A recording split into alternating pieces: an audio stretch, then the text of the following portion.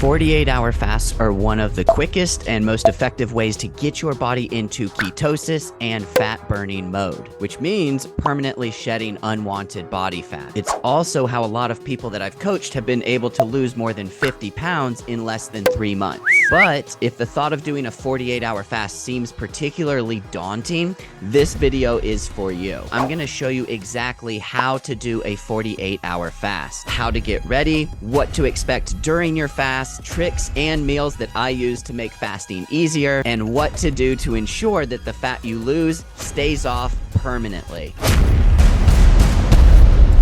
You may be feeling a little bit nervous about doing a 48-hour fast, and that's completely normal. A good number of people that I've coached to use 48-hour fasts, they feel a little bit hesitant in the beginning simply because they don't know exactly what to expect. But that's why I created this video. If you follow these guidelines, you'll find that 48-hour fasts are actually quite manageable. You might even come to find that you enjoy them. So let's cover the entire 48-hour fast step by step. The first step is to prepare for the 48-hour fast. Getting ready is such a crucial step, so please do not skip this step. If you're only halfway resolved to do the fast, then you're already halfway resigned to give up. So look at your calendar, make sure you don't have any dinner or breakfast or lunch meetings coming up, make sure you don't need to go grocery shopping in the middle of your fast, and make sure that you're gonna be able to stay busy throughout the duration, or at least most of your fast. Remember, a little bit of practicality and planning ahead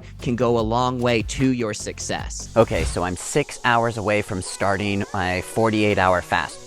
I've told my wife what I intend to do, and as a bonus, she's doing it with me, so I don't have to avoid meals that she might be eating.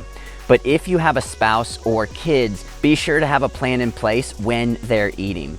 You may be able to sip on water or tea or coffee at the dinner table while they eat, but it's probably a best idea to be out of the kitchen and away from meals altogether so you're not testing your willpower. And also, I've removed all foods from the countertop so that they're out of my sight, so I'm not tempted to eat them tomorrow. Once you're ready for your 48-hour fast, it's time to actually start. You can, in theory, start your fast after any meal, but most people find that after dinner is the easiest time. You want to prioritize protein and fat in your last meal. You can eat carbohydrates if you'd like, but try to make sure that they're real food sources, like potatoes or whole grains, like brown rice. Most people find a low-carb dinner makes fasting easier because your blood sugar won't drop as low the next day and make you feel hungry. Eat until you're full, but not overly stuffed. Eating a small portion to attempt to lose more weight will make your fasting very difficult the next day. So I'm starting a 48-hour fast after this meal. As you can see, I have a large serving of beef roast, so there's a lot of protein as well as fat in here. I also have some green beans and potatoes, so whole food carbohydrates. And I've added some Kerrygold butter to the potatoes for additional fat. And for the record, I'm 5'6" and 142 pounds. And this is the amount of food that I'm about to eat. So just a reference here for anyone out there who is taller and heavier than me, don't eat tiny portions. Okay, your last meal is done. It's time to actually start your 48-hour fast. Now, I want to set you up for success, so I'm going to explain to you exactly what to expect at each step of this fast. The first morning is usually pretty easy. You can drink water, coffee, and tea to manage any hunger that you might feel. If you want to, you can add a little half and half or heavy cream to your coffee, as the fats will not affect your body's ability to burn stored body fat while fasting. Your first wave of hunger will probably hit around lunchtime. It's important to stay busy and keep your mind off of thinking about food, because if you can push through this first wave of hunger, it's going to pass in about 30 to 60 minutes. Okay, I'm in hour 17 of my 48-hour fast. I've been staying busy by working through lunchtime. All of the food is out of sight and out of mind.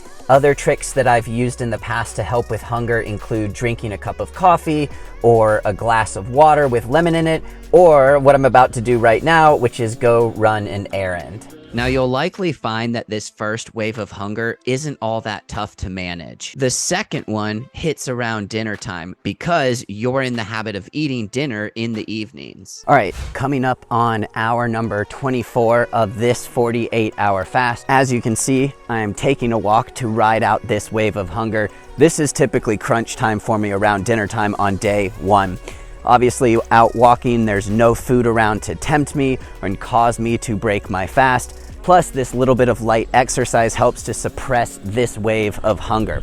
And when I get back to the house, I'll probably do some reading or hang out with my wife to occupy my mind and my time. The 22 to 24 hour mark tends to be the most challenging time for most of the people that I've coached, as well as myself. But if you can push through this time, I can promise you it'll likely be all downhill after that. If you're finding this first day to be particularly challenging, and if you're not already used to intermittent fasting or you're not familiar with it, you may want to start by building up to a 48-hour fast first. You can download a copy of my free 5-day Jumpstart into Fasting guide linked in the description of this video. This guide will walk you through a more gradual process to build up to doing a 48-hour fast. But if you've made it to the 24-hour mark and you're feeling pretty good, then you're in the home stretch. Because once you go to sleep tonight, you'll find when you wake up in the morning, you'll likely not experience another hunger wave like you did on day one. Okay,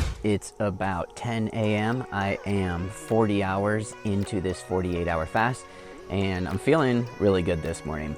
Not gonna lie, last night was a little tough because I was really hungry, but I pushed through it and here we are. So I got my coffee with some heavy whipping cream in it, and I'm not really feeling any real hunger right now. I mean, I could definitely eat if you put food in front of me, but I don't feel any hunger pains or anything like that. One more thing to note, there may be times during your fast where you feel a little bit sluggish or foggy-headed, or maybe you get a headache. I've found that 90% of the time, drinking more water helps. Yes, you're gonna pee a lot, but it is what it is. Also, if you get a headache, you can try adding just a pinch of salt to a glass of water and chugging that down. This almost always takes my headaches away. Now you're almost there. Just a few more hours before you hit the 48-hour mark, so it's time to get ready to break your fast. I've found that with breaking 48-hour fasts, eating a full meal doesn't really bother me too much. If you're nervous about it though, you can eat a small serving of cooked vegetables or a piece of fruit 30 to 60 minutes before eating your dinner in order to restart your digestive system. When it comes to eating dinner, you'll do best if you stick with real and whole foods. A key to not overeating and getting a stomach ache is to eat slowly. You should eat until you're full, and don't be surprised if you don't actually need to eat all that much food before you feel full,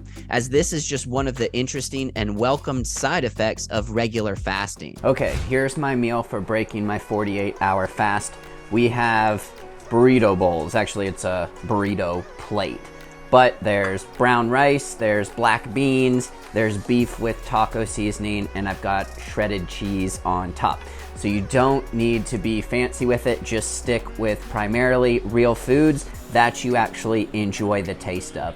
And remember to eat slowly. So a little ninja trick here, I've got hot sauce because that's gonna make me eat it more slowly. After you've enjoyed your dinner, be sure to congratulate yourself on making it through a 48-hour fast. The last thing to remember here is what to do after your fast, so that the fat that you just burned off doesn't come rushing back on. If you break your fast with a meal that's high in protein, high in healthy fats, and low in processed carbohydrates, then you should feel full for the rest of the evening. This is good practice in general for avoiding late night snacking. When you wake up tomorrow, the #1 key is to act as if you didn't just fast for 48 hours. You don't need to make up for the hours of fasting that you just did by compensating or overeating tomorrow. And honestly, you probably won't even feel much hungrier tomorrow, as if you hadn't just fasted. And please, don't go and eat a bunch of junk food. You won't feel that great after doing it, and you will reverse a lot of the positive effort you just did. If you really want to lose body fat quickly, you might now consider building in a 48-hour fast into your weekly or bi-weekly or monthly routine. My wife and I, we do a 48-hour fast every 2 weeks because it helps to manage my weight, it increases my energy levels, and it gives me a ton of freedom regarding what I eat during the rest of the week. I also never have to worry about how much I'm eating. If you have any questions regarding 48-hour fast that I failed to answer in this video, please drop those in the comments below. And if you're thinking that you're not quite ready yet for a 48-hour fast, but you still want to give intermittent fasting a try and start to build up towards those longer fasts, I'll see you in this video next, where I outline how you can use intermittent fasting for rapid weight loss and optimal health.